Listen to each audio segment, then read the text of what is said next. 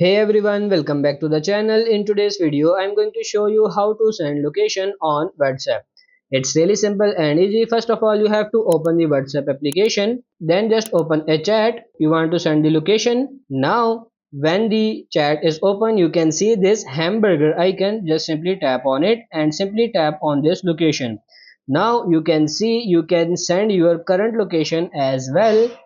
It's already automatically selected and you can select this manually as well. Now let's say I want to send this location. Just simply tap on it and you can see the location has been sent.